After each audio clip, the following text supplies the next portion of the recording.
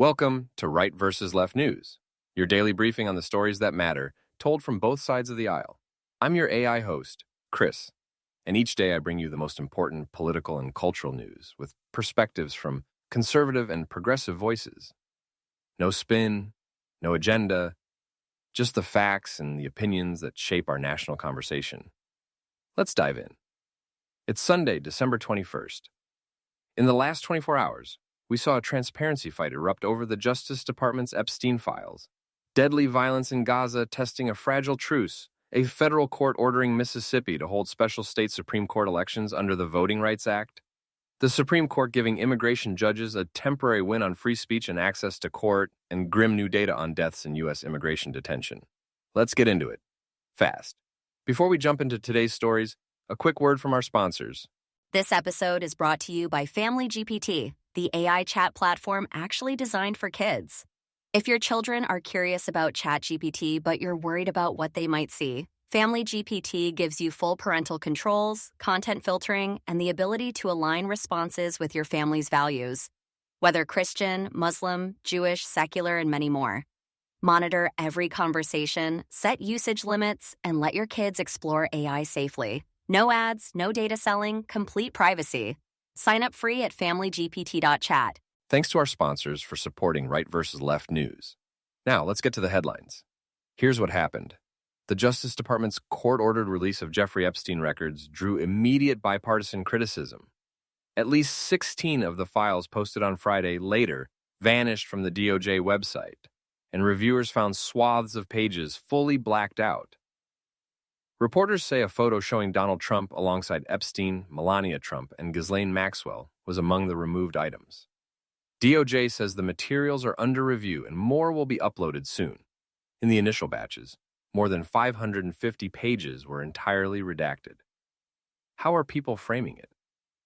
On the right, Republicans argue DOJ is undercutting the Epstein Files Transparency Act, pushing for a fuller release, names included, while acknowledging that victim identities must be protected.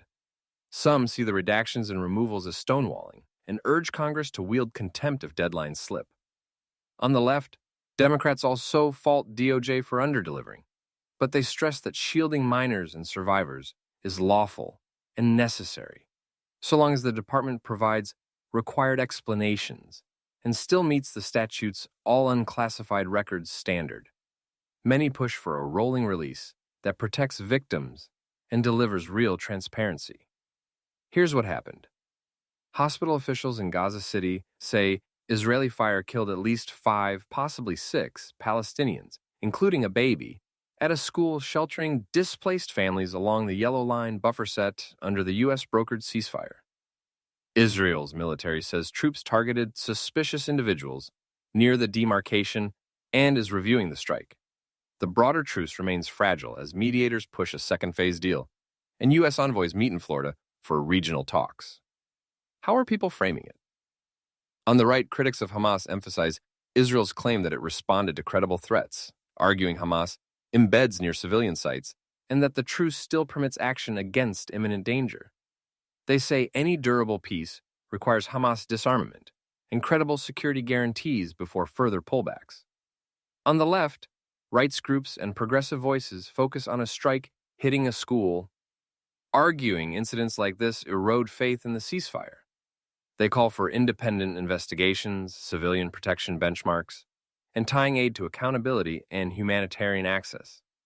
Here's what happened.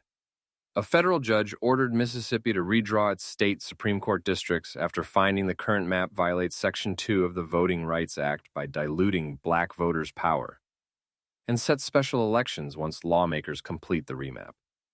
The ruling found that the Delta region was fragmented and noted the state has typically elected at most one black justice to a 9-member bench. How are people framing it? On the right, critics caution that federal courts shouldn't micromanage state judicial elections, warning about judicial activism, expanding VRA remedies beyond congressional intent. They argue Mississippi's nonpartisan court races complicate traditional racial gerrymandering analysis and urge quick, narrow fixes by the legislature. On the left, supporters hail the ruling as a textbook Section 2 case, pointing to Mississippi's nearly 40% black population and a map that splintered the Delta. They press for a map that keeps Black communities intact and delivers competitive, not token opportunities.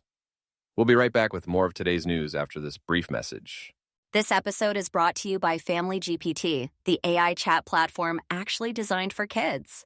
If your children are curious about ChatGPT but you're worried about what they might see, Family GPT gives you full parental controls, content filtering, and the ability to align responses with your family's values. Whether Christian, Muslim, Jewish, secular, and many more. Monitor every conversation, set usage limits, and let your kids explore AI safely. No ads, no data selling, complete privacy. Sign up free at familygpt.chat. Thanks again to our sponsors. Now back to the news. Here's what happened. The U.S. Supreme Court declined, for now, to short-circuit immigration judges' challenge to Trump-era speech limits, letting a lower court case proceed over whether judges can go to federal court, rather than only a civil service channel, to contest gag-style rules. It's a narrow, temporary win for the judges as litigation continues. How are people framing it? On the right, the view is that administrations must keep consistent communications from executive branch adjudicators, especially in politically charged immigration cases, and that letting judges publicly opine could undermine confidence in neutrality. The court's move leaves the government free to argue its case later. On the left, advocates frame this as a First Amendment and due process issue.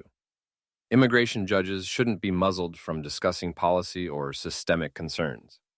The Supreme Court declined emergency relief for the administration, keeping the courthouse door open.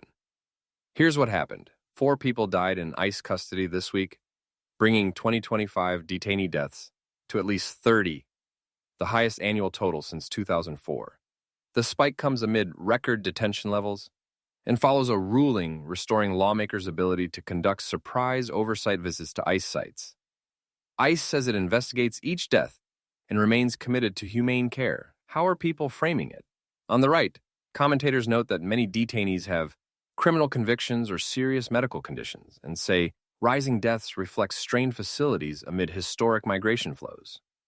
They call for expedited removals, more detention capacity, and standardized medical protocols to reduce risks while enforcing the law.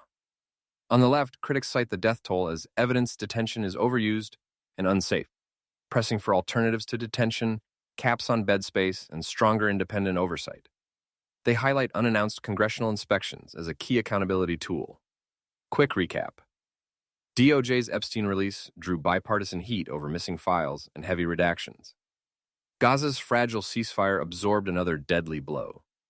A court ordered Mississippi to redraw its high court map under the Voting Rights Act. Immigration judges kept their speech case alive at the Supreme Court. And ICE detention deaths hit a 2-decade high.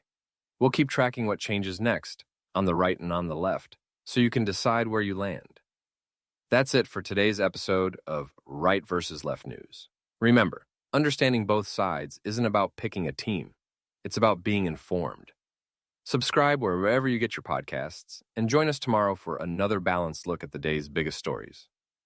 Until next time, stay curious and stay informed.